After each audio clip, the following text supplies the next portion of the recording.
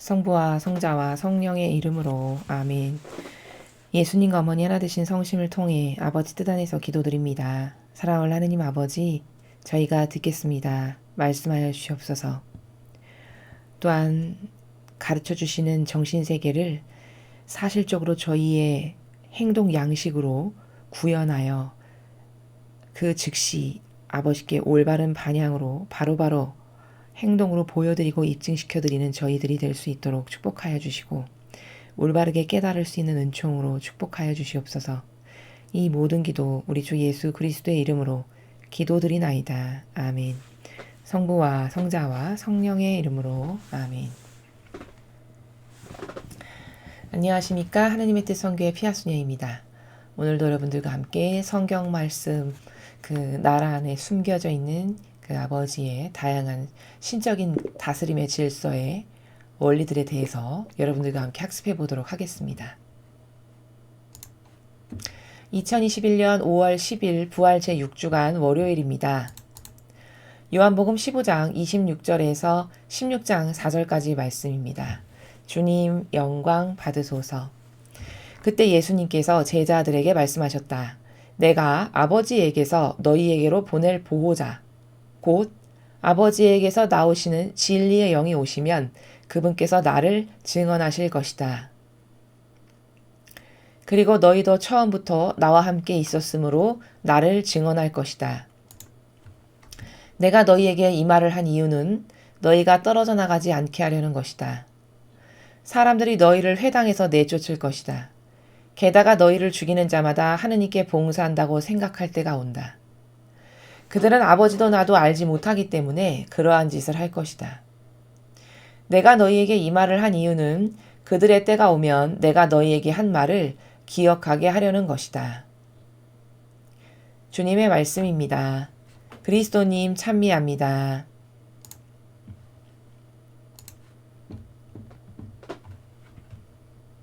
자, 오늘 이 요한복음은 어떤 것을 우리가 깨닫게 하시냐면 삼위일체에 대한 올바른 이해를 깨닫게 하시는 그런 복음 내용입니다. 자, 삼위일체 하느님께서 과연 어떻게 우리와 사실적으로 교감을 나누시고 우리 안에서 활동하시는가에 대해서 오늘 이 요한복음을 통해서 좀 더 구체적으로 공부할 수 있고 학습할 수 있다는 것입니다. 자, 먼저 예수님께서 지금 제자들에게 이렇게 말씀하시죠. 내가 아버지에게서 너희에게로 보낼 보호자. 자, 이 문구 하나에서만 발견할 것이 엄청 많습니다. 먼저 아버지에게서 너희에게로 보낼 보호자. 그러면 나오는 것은 다 아버지에게서만 나온다는 걸 확인할 수 있죠. 왜? 아버지에게서 제자들에게로 보내겠다고 하셨잖아요. 그러니까 어떤 은총, 축복, 하느님께서 주시는 특별한 것은 다 아버지에게서만 나와야 되는 거구나 라는 것을 여기서 확인할 수 있죠. 그 질서의 체계가 그렇다라는 거죠. 즉 어떤 축복이건 어떤 은총이건 아버지에게서 나와서 보내주셔야 그래야 받을 수 있는 이 원리를 확인할 수 있다는 것이죠. 여기서. 자, 그리고 또 발견할 수 있는 건 뭐냐. 예수님께서 아버지로부터 보내신대요. 그러면 지금 이건 보낼 보호자는 누구를 두고 말씀하시는 거냐면 성령 하느님을 말씀하시는 거잖아요. 성령님을 보내주시겠다라고 하시는 거잖아요. 그러면 아버지한테서 너희한테로 내가 보내겠다라고 하셨으니까 위격이 어떤 게 더 높으신 거예요? 예수님께서 더 위격이 높으심을 여기서 발견할 수 있죠. 이거 역시도 질서예요, 질서. 이런 걸 우리는 신적 질서다 이렇게 부릅니다. 즉 성령 하느님을 예수님께서 보내실 자격이 있으심으로 예수님의 위격이 더 높으심을 요 26절 첫 번째 문구에서 우리는 발견할 수 있죠. 벌써 두 가지의 질서를 발견한 거예요. 그것이 무엇이건 축복과 은총에 관련된 모든 것은 아버지에게서로부터 나오는 것이고 아버지께서 주시지 않으면 안 되는 거구나. 이걸 발견할 수 있어요. 두 번째는 질서를 보니까 성령 하느님보다 예수님께서 위격이 높으심을 왜 보내시겠다라고 하셨으니까 요거를 또 여기서 확인할 수 있어요. 이 두 가지의 신적 질서를 우리가 지금 발견할 수 있는 것이죠. 삼위일체의 하느님에게서의 서로 간의 관계성에서. 자, 그 다음 곧 아버지에게서 나오시는 진리의 영이 오시면 그분께서 나를 증언하실 것이다. 자, 아버지에게서 나오시는, 이건 아까 배웠죠. 아, 뭐든지 하느님에게서 나와야 되는 것이 맞구나. 아버지가 주시지 않으면 못 받는구나. 이걸 우리가 확인했고요. 그럼 그렇게 아버지에게서 나오시는 진리의 영, 즉 성령 하느님을 말씀하시는 거예요, 지금.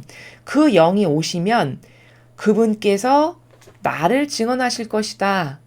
이렇게 말씀하셨어요. 곧 성령 하느님께서 예수님을 증언하게 되실 거라는 거죠. 이제 예수님께서 올라가셔서 성령님을 보내실 텐데, 그럼 성령님께서 오시면은 그 성령님께서 예수님이 어떤 분이신지를 증언하시게 될 거다라는 말씀이시잖아요. 자, 그러면 또 여기서 무엇을 발견할 수 있냐?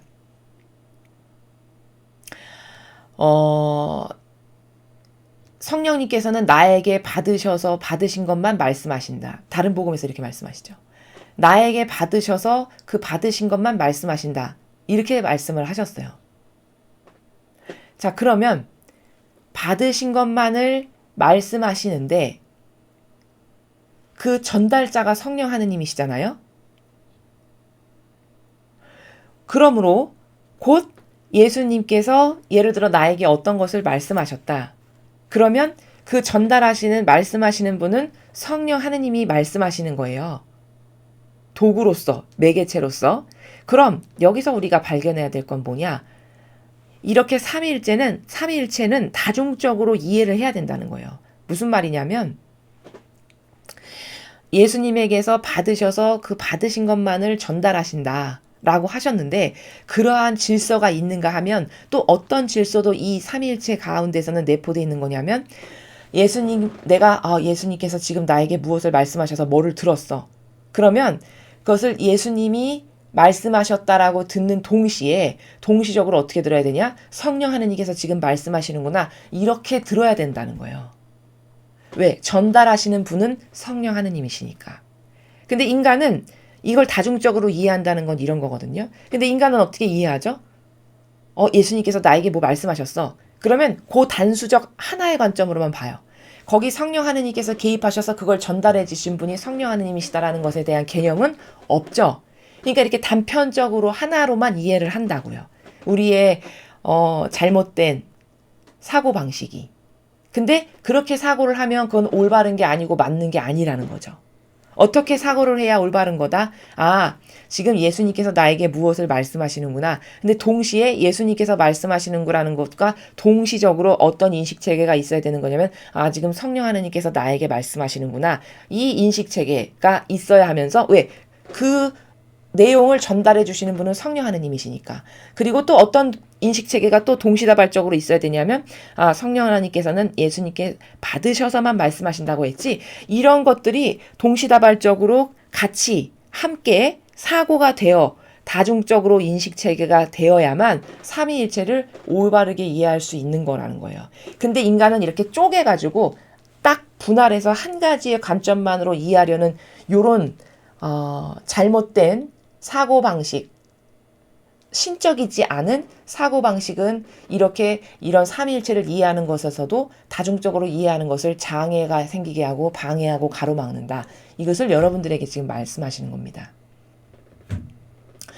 그리고 너희도 처음부터 나와 함께 있었으므로 나를 증언할 것이다. 자, 성령 하느님도 나에 대해서 증언하시겠지만 너희도 나에 대해서 앞으로 너희가 이제 사명을 행하러 밖에 세상으로 나가게 될 때 나에 대해서 너희들도 증언하게 될 거다. 왜? 보고 듣고 여태까지 동고동락하면서 예수님께서 어떤 분이신지를 제자들이 본 게 있잖아요. 너희들이 본 것을 말하게 될 거다. 이런 말씀이시죠. 내가 너희에게 이 말을 한 이유는 너희가 떨어져 나가지 않게 하려는 것이다. 자, 앞으로 너희가 나를 증언하게 될 거다. 이런 말들을 하고 성령 하느님께서 너희에게 오셔서 너희들에게 나를 증언하실 거고 이런 것을 가르쳐 주실 거다. 이런 말들을 앞에서 다 하시는 이유는 뭘까? 때가 돼서 너희들이 그런 상황에 맞닥뜨리게 됐을 때 그때 예수님께서 이렇게 내가 증언하게 된다고 하셨지. 내가 지금 그 일을 똑바로 하고 있는 거구나. 이렇게 인식을 하고 인지를 하면서 나약함으로써 박해가 당해오고 핍박이 온다 해도 떨궈져 나가지 않을 수 있게끔 하려고 내가 지금 이렇게 미리 말하는 거란다. 이런 말씀이시죠. 사람들이 너희를 회당에서 내쫓을 것이다. 게다가 너희를 죽이는 자마다 하느님께 오히려 봉사한다고 생각할 때가 온다. 그들은 아버지도 나도 알지 못하기 때문에 그러한 짓을 할 것이다. 자, 2절에 앞으로 너희들도 사명을 행하는 데 있어서 회당을 가면 회당에서 너희를 내쫓고 또 오히려 너희를 죽이고 박해하고 모욕하고 침뱉고 그러면 하느님이라는 사람이야 훌륭하네. 오히려 이렇게 생각하는 날이 올 거라는 거예요. 그럼 2절을 통해서 우리가 뭘 발견할 수 있나요? 스승의 전승이 그대로 이루어지는 거구나. 제자와 스승의 관계라는 것은 이걸 발견할 수 있죠. 왜? 예수님도 2절과 같은 엄청난 박해와 핍박과 모욕을 받으시면서 아버지의 뜻을 행하셨어요. 사명을 행하셨죠. 그러니까 하나 된다는 것은 하나 되면 좋은 것만 하나 되나요? 그렇지 않죠.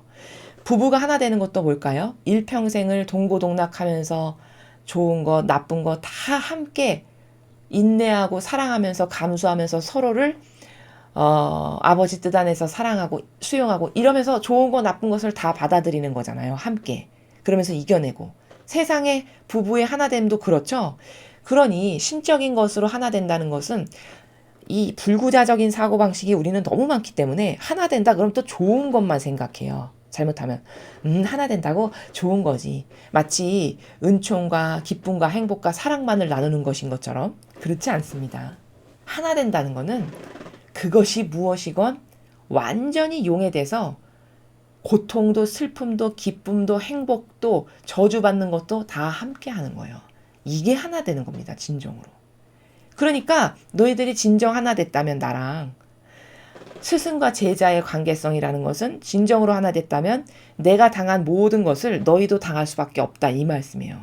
즉 스승의 전승이 너희들에게도 그대로 전승돼서 이루어질 거다 이렇게 말씀하시는 거죠. 그러니까 예수님께서 사명을 행하실 때 받았던 무수히 많은 핍박들이 너희에게도 똑같이 있을 거다 이렇게 말씀하시는 거예요. 그런데 이 교회는 오히려 성소 분별을 하러 간다.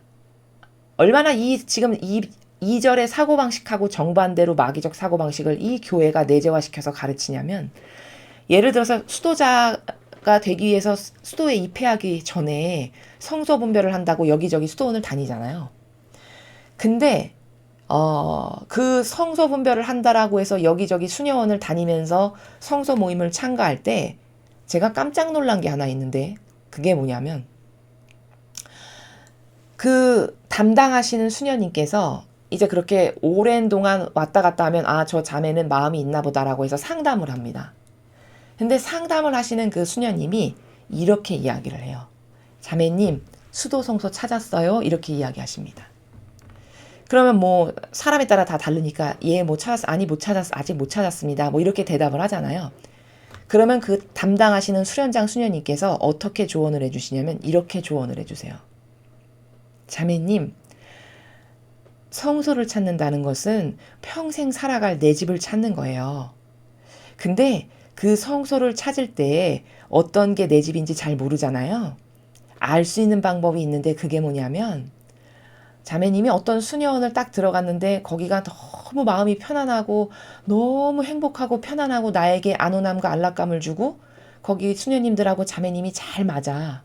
자매님이 너무 거기만 가면 정서가 편안하고 너무너무 행복해. 그러면 거기가 자매님의 집이고 자매님의 성소의 수녀원이 바로 거기예요. 이렇게 이야기를 하십니다. 그러면은 이게 뭘까? 사명을 행한다는 것은 어떤 나에게 주어주시는 독자적인 고유의 소명으로 아버지 뜻 안에서 살아간다라는 것은 어떤 거냐면요. 이렇게 예수님과 같이 제자다. 그분의 뜻을 나도 행하는 제자다. 하느님의 일꾼이다 하면 이렇게 예수님과 같은 핍박이 당연히 와야 되는 거예요. 그게 전제된 겁니다. 또 성소를 찾는다라는 것은 본질적으로 어떤 것을 찾아야 되는 게 옳은 거냐면, 내가 어느 수녀원에 가서 어떤 사명으로 과연 살면 내가 예수님과 어머니와 더 하나 될 수 있고 예수님과 어머니처럼 고결한 희생을 더 많이 해서 두 분처럼 죽을 수 있을까? 요걸 찾는 게 성소를 찾는 거예요. 그렇죠. 근데 제가 지금 방금 앞전에 말씀드린 예시처럼 너가 편안하고 너가 좋고 너의 인간적인 만족을 채워주는 곳, 그게 너의 집이야. 그게 너의 성소란다. 이렇게 가르친다는 거죠. 이걸 분별의 기준이라고 제시하는 거예요. 수녀원에서. 수도의 입회를 고려하는 자매님들에게. 이거 얼마나 다른 겁니까? 지금 예수님께서 말씀하시는 2절도 뭐죠? 너가 제자라면 있지? 나랑 똑같은 것을 전승받고 계승받는 거란다?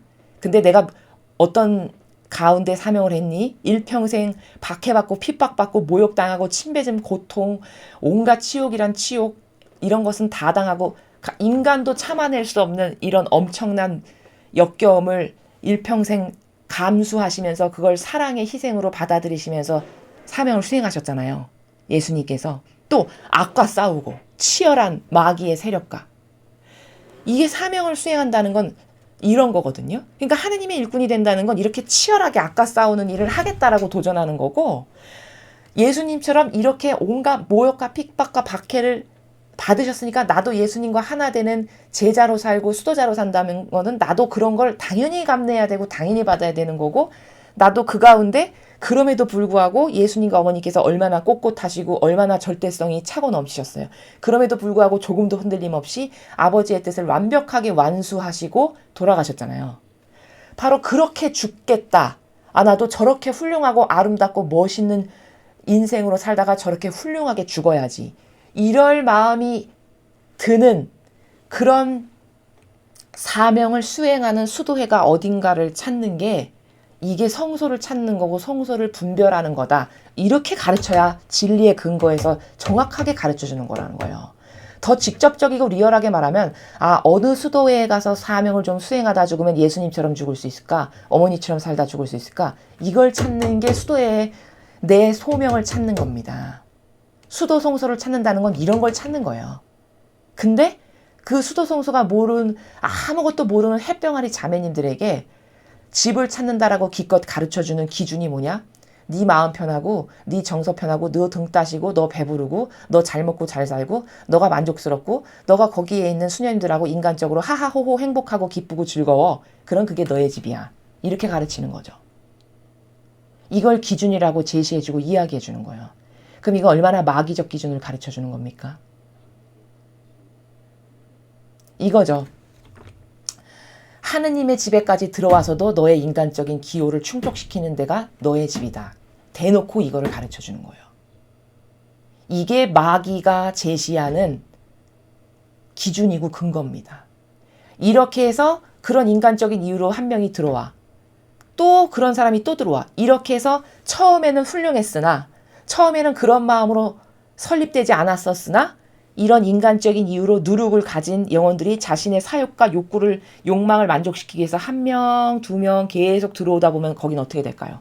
이젠 거기서는 더 이상 신적인 건 찾아볼 수 없고 완전히 인간적인 것으로만 가득한, 이렇게 해서 이 교회도 변질된 거고 수도에도 그런 식으로 변질이 되는 겁니다. 그럼 여기 2절에 예수님께서 말씀하시는 나라하고는 완전 다르네요. 예수님은 아예 대놓고 얘들아, 사람들이 너를 회당에서 쫓아낼 거야. 너한테 막 목숨의 위협을 가하고 박해하고 멸시하고 핍박하고 죽이려 들고 이렇게 할 거야. 아예 대놓고 말씀하시죠. 그리고 너를 죽이면은 박수 받고 칭송받으면서 저 사람이 훌륭한 하느님의 일꾼이라고 이런 날이 올 거란다. 이렇게 말씀하세요.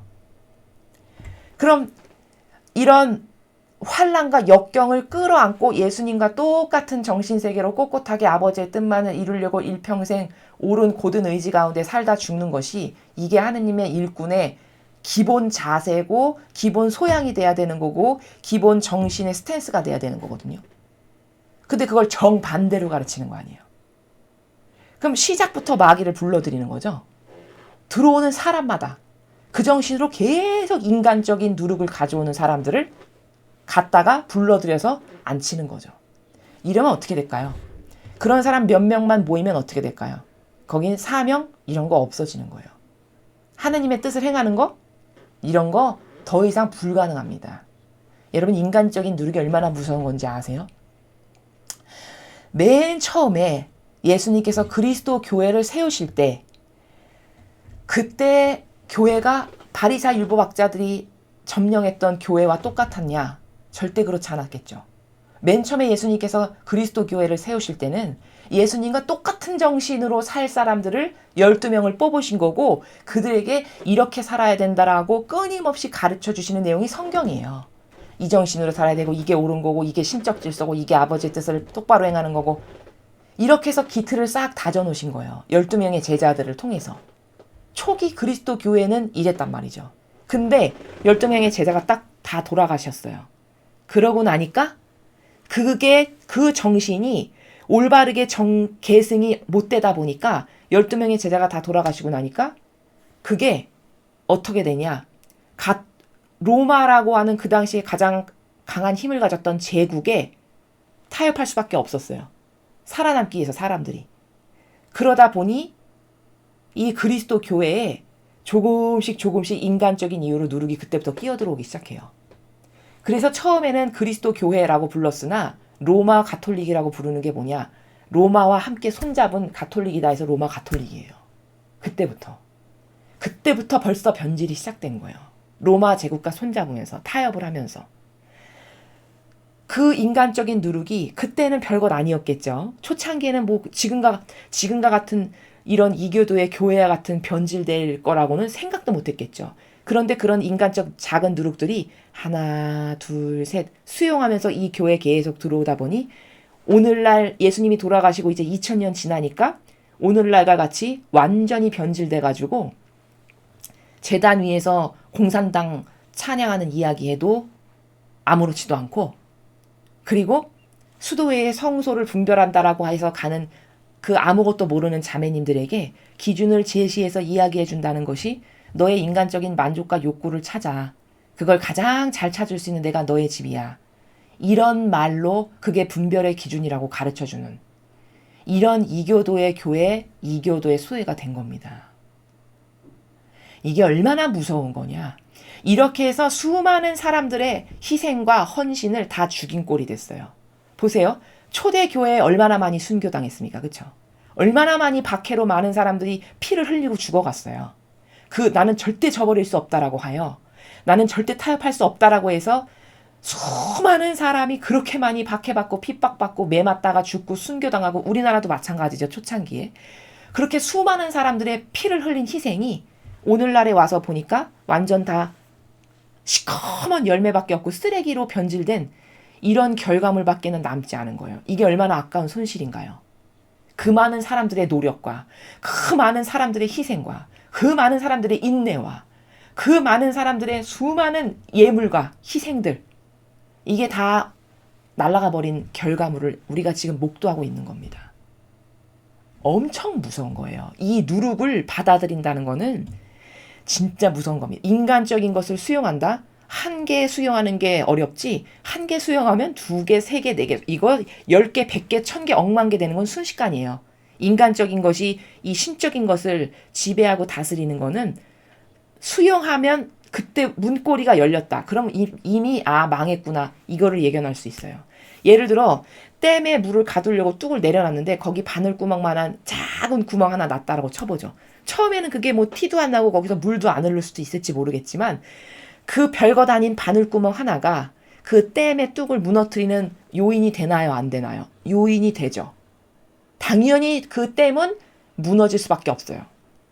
기간이 얼마 걸리건 간에 어쨌든 결과가 그래요. 그렇죠. 그렇다라고 예상할 수밖에 없죠. 그럼 그 작은 바늘구멍 하나의 누룩이 결과물이 어떠냐? 뚝을 무너뜨려서 범람하게 하는 시초가 된 거예요. 인간적이다라는 게 바로 이런 겁니다. 그 인간적 누룩이 바로 주님의 교회에 바쳐진 수많은 희생과 많은 사람들의 노력과 고통과 그들의 많은 예물과 이런 거를 다 헛되이 쓰레기가 되게끔 해버린 이런 결과를 지금 시대에 우리가 살아가고 있는 겁니다. 그 결과를 우리가 목도하는 거예요. 그래서 사람은 이런 착각이 있어요. 은총 받았다 그럼 마치 뭐 순풍에 돛단 듯이 쫙 펼쳐져 나가는 이게 하느님의 일이라고 생각하는데 절대 그런 게 아니에요. 오히려 의리번쩍하고 휘황찬란하고 엄청 크고 웅장하고 이런 곳에는 하느님의 은총이나 아버지의 사명이 없을 가능성이 훨씬 높아요. 왜? 예수님이 그런 곳에서 태어나시질 않았거든요.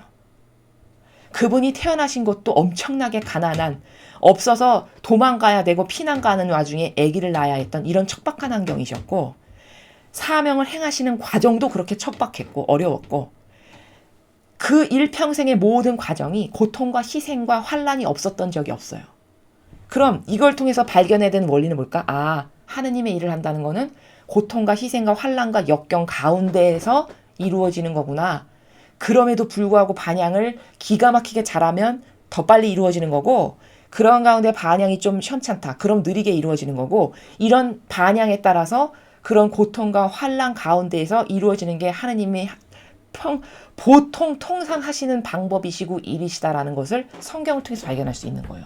여러분 구약의 예언자들을 보세요. 거기 구약의 예언자들 중에 하느님께서 특별히 뽑아서 선택하신 예언자들 중에 고통이나 환란이 없고 순풍에 돛단 듯이 간 인생을 산 사람이 누가 있나요? 아무도 없어요.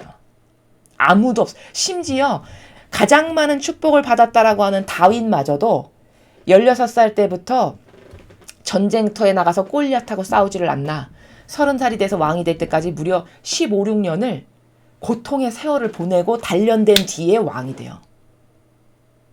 그러니까 여기서 고로 발견할 수 있는 원리가 뭘까? 하느님의 일은 통상 아버지께서 하시는 그 다스림의 방법을 보면 그렇게 편안하고 안락하고 순풍에 돛단 듯이 아주 그냥 하는 것마다 척척 잘 되고 이런 것에는 하느님의 뜻이 있질 않다는 게 성경의 수많은 사람들이 살아온 인생과 예수님의 삶과 그분이 가셨던 길을 통해서 다 입증이 되는 거예요.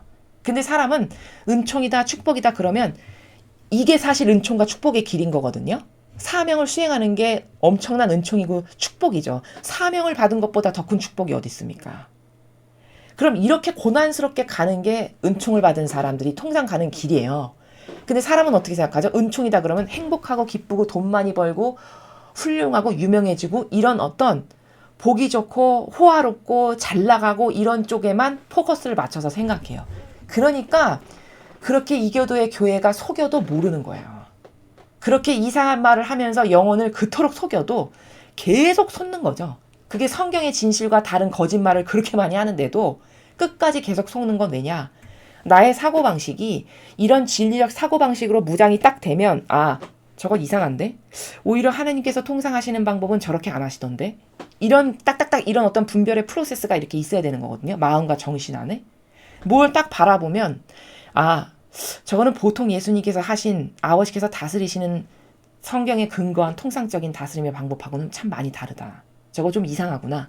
이런 어떤 의구심이라도 성경에 근거해서 가져야 되는 게 정상이에요. 근데 정반대의 것을 축복이라고 생각하고 진짜 축복은 저주받았어. 아유 어떻게 사람이 여러분 예수님께서 돌아가실 때 유대인이 뭐라고 그랬겠어요. 성모님을 아유 저주받은 집안일세. 어떻게 자식이 부모보다 먼저 죽어 그래. 아유 안 됐네. 쯧쯧쯧. 가엾기도 하지. 이렇게 생각했을까요? 아니면 아 그리스도께서 오셨구나. 엄청난 축복을 은총을 받은 집안이구나. 이렇게 생각했을까요? 전자로 생각했겠죠. 대부분의 사람들이. 그럼 이게 뭘까? 축복이 뭔지를 모르는 거고 하느님의 신적인 질서가 뭔지를 모르는 거예요. 인간의 사고방식은요. 통상 거의 대다수가 거꾸로 알아요. 거꾸로 인지합니다. 완전 정반대로. 좋은 거를 나쁘다라고 말하고요. 진짜 악독하고 나쁜 건데 좋다라고 말해요. 이러니까 마귀가 요걸 가지고 얼마나 속이기가 쉽고 편하겠어요. 그렇죠? 사고방식이 아예 그렇게 불구자가 됐으니 얼마나 속이기가 편하겠습니까? 아주 속여서 공깃돌처럼 인간을 가지고 놀기가 더할 나위 없이 편한 거예요. 마귀 입장에서 봤을 때는. 왜? 정반대의 것을 맨날 옳다라고 생각하고 사니 속이기가 너무 쉽죠. 이래서 지금 예수님께서 2절도 제자들에게 말씀하신 게 뭐냐.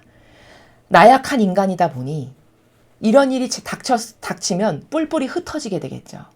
아, 이거 도저히 못해. 이러고 어떻게 살아? 아, 이건 안 돼. 얼마나 나약했냐면 예수님께서 돌아가시고 나니까 무서워서 다락방에 숨어서 달달달달달 떨었어요. 자기네끼리. 그쵸? 너무 무섭고 두려워서 자기네도 잡아가서 처형하고 저렇게 죽여버릴까봐 문 잠가놓고 다락방에서 발발발발발 떨면서 자기네끼리 있었다고요. 이 정도였어요. 제자들의 수준이. 그럼 그 수준이면은 앞으로 사명 행하면서 얼마나 고난과 역경이 많을 텐데 그걸 감당할 수 있을까요? 그 정신세계 안에서 머물러 있으면 절대 감당 못하겠죠. 아마 베드로 사도가 그렇게 예수님 돌아가신 다음에 난 고기 잡으러 가네 하고 공동체 두동강이 나고 다 박살나고 다 흩어졌잖아요. 아마 또 그렇겠죠. 그렇죠? 그걸 너무 잘 아시니까 아예 선언적으로 말씀하시는 거예요. 그런 나약한 인간이 어떤 선택을 할지가 뻔히 보이시겠죠. 눈앞에. 그러니까 야, 앞으로 너희들이 사명을 행할 때 이런 일, 별 기가 막힌 일이 다 닥칠 거야. 아예 펼쳐서 말씀을 해버리세요. 근데 있지, 내가 이런 말 왜 하는 줄 아니? 너한테 앞으로 이런 일이 미리 닥칠 때 지금 내가 이런 말을 한 걸 떠올림으로써 아, 그때 예수님께서 앞으로 이런 일이 닥칠 거라고 말씀하셨는데 진짜구나. 예수님 말씀이 진짜 맞네. 이러면서 확신을 갖고 내 말에 더 의탁하고 믿고 갈망하겠지. 그러라고 내가 너희들한테 다 선언적으로 말하는 거야. 지금 이 나라거든요. 그러면서 내가 이런 것을 당했지. 그럼 나와 하나 된 너희들도 그런 것을 당해야 되겠니? 안 당해야 되겠니? 당연히 하나 됐으면 똑같아야 되는 거예요. 운명이. 똑같은 정신세계에서 똑같은 것이 나에게 다가왔다고 한들 그걸로 인해서 위축되거나 힘들거나 뭐 불평불만을 하거나 거기서 뭐 좌절을 할 필요도 없다. 왜? 나에게 있었던 일이 하나 된 너에게도 그냥 똑같이 있는 것 뿐이란다. 이런 말씀이세요. 그들은 아버지도 나도 알지 못하기 때문에 그러한 짓을 할 것이다. 그렇죠. 정답이죠.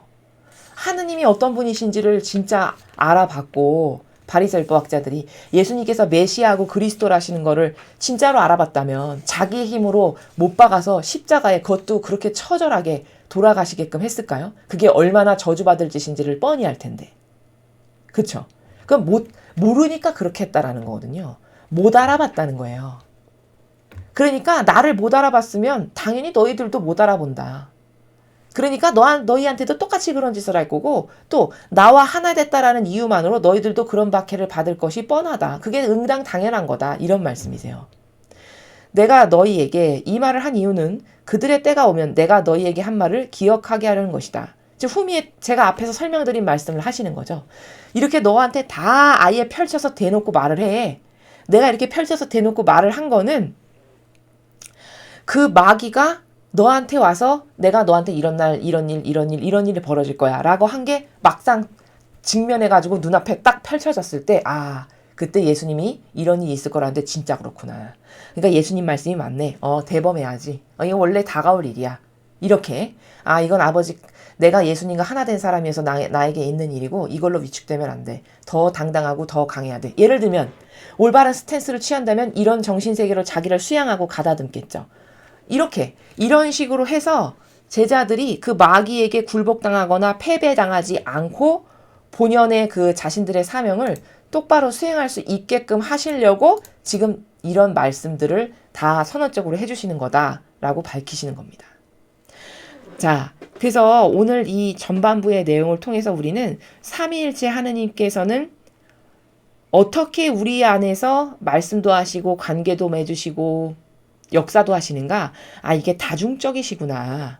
이렇게 성부면 성부, 성자면 성자, 성령면 성령, 딱딱딱딱 끊어서 개별적이고 독립적인 그런 것으로 봐야 되는 게 아니라 그것은 불구자적인 우리의 인간적 잘못된 사고방식인 거고 다 유기체적으로 연결되어 계시면서 다중적이시라는 거예요. 그러니까 예를 들어 내가 예수님으로부터 어떤 말씀을 들었어요. 그러면 물론 예수님께서 말씀을 주신 거지만 동시에 그것은 성령님께서 말씀을 주신 거다라고 봐야 되는 것도 맞죠. 왜? 그걸 전달해 주신 분이 성령님이시니까. 이렇게 다중적으로 생각할 수 있는 게 이게 삼위일체를 올바르게 인식하는 거라는 거예요. 예를 들어 내가 성모님으로부터 어제 어떤 메시지를 들었어. 개인적으로.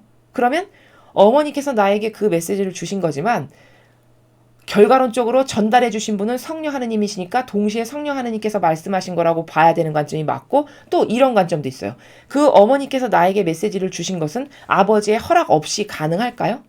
허락 없이는 불가능해요. 왜? 완전히 하나 되신 분이기 때문에 아버지의 허락 없이는 불가능하다라는 것을 안다면, 질서를, 이건 아버지께서 허락하셔서 어머니께서 그 내용을 전달받으셔서 나에게 전달해 주신 거고, 그 과정에서 어머니의 목소리로 들었지만 전달하시는 매개체는 성령 하느님이니까 동시에 성령 하느님께서 나에게 말씀하신 거구나. 그리고 그것은 고로 아버지께서 말씀하신 것이 또한 되는 거구나. 이렇게 이해를 하면 삼위일체를 다중적이고 유기체적으로 올바르게 이해를 하는 거다 라는 것을 여러분들께서 오늘 이 복음을 통해서 발견하실 수 있으시면 되겠습니다. 자, 그럼 오늘 배운 이 나라에서 기도하시겠습니다. 성부와 성자와 성령의 이름으로 아멘. 예수님과 어머니 하나 되신 성심을 통해 아버지 뜻 안에서 기도드립니다. 사랑할 하느님 아버지, 저희들의 불구자적인 사고방식을 매일 고쳐주시느라 이렇게 성경 말씀을 통해서 진리의 나라를 깨닫도록 가르쳐 주셔서 감사드립니다. 저희는 지금까지 삼위일체가 무엇인지도 진리 배우기 이전엔 잘 몰랐고 깨닫지도 못하였으나 많은 복음과 성경 말씀을 통해서 이제 세 분께서 다중적이고 복수적인 나라에서 말씀하신다라는 것을 오늘 새롭게 배웠습니다. 이 영역을 더욱 확장시켜 주셔서 저희들이 아버지 뜻 안에서 예수님과 어머니와 통교하는 데 있어서 부족함이 없도록 축복하여 주시옵소서. 이 모든 기도 우리 주 예수 그리스도의 이름으로 기도드리나이다. 아멘.